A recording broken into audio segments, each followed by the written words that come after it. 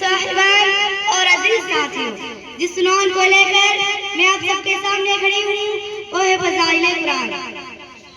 پیاری بہنوں، اللہ تعالیٰ نے جنہوں انسان کو پیدا کیا ان کی ہدایت کے لیے بہت سارے نبی و رسول بھیجے، نیز ان کی رہنمائی کے لیے بہت سارے کتابیں بھی نازل فرمائے۔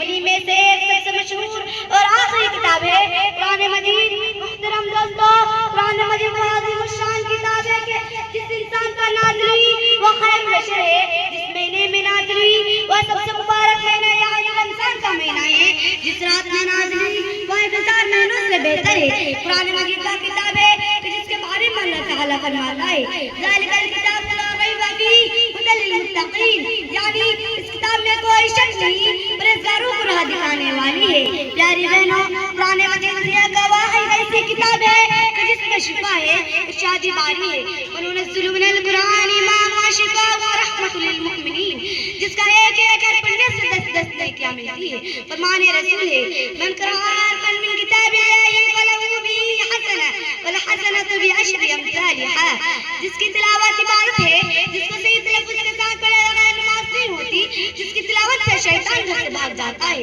اور جس کی حفاظت کی ذمہ داری خود اللہ تعالیٰ لے رکھی ہے۔ لیکن افسوس افسوس، اس قرآن کریم کے ساتھ ہمارا رویہ کچھ اس طرح کا ہے کہ 2-3 سال مدرسے میں تعلیم حاصل کرنے کے باوجود اکثر بچے قرآن کو صحیح تلفظ کے ساتھ پڑھ نہیں پاتے، اور اس کا سبب ہمارے مکتب کے اساتذہ کرام ہیں جو قرآن کو صحیح مخرج اور تلفظ کے ساتھ پڑھنا نہیں جانتے اور سیکھنا بھی ضروری نہیں سمجھتے۔ لہٰذا ضرورت اس بات کی ہے کہ ہم قرآن کریم کی اہمیت کو سمجھیں اور رتل القرآن ترتیلا، قرآن کے سیکھنے اور سکھانے کا اپنی زندگی کا حصہ بنائیں، کیونکہ فرمان رسول ہے خیرکم من تعلم القرآن وعلمہ، یعنی تم میں سب سے بہتر وہ ہے جو قرآن سیکھے اور سکھائے۔ اس لیے آئے ہم سے بحث کریں کہ ہم اچھے سے قرآن مجید پڑھنا سیکھیں گے، کیونکہ اسی سیکھنے والا انسان دنیا کا سب سے بہترین انسان بن جاتا ہے۔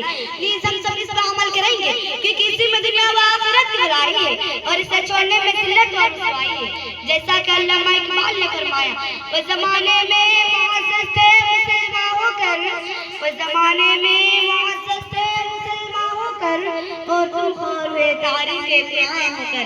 آخر میں اللہ تعالیٰ سے دعا ہے کہ اللہ تعالیٰ ہم سب کو قرآن مجید کی ایک ایک فضیلت کو اچھے سے سمجھنے، اسے خود سیکھنے اور دوسروں کو سکھانے اور اس پر عمل کرنے کی توفیق عطا فرمائے۔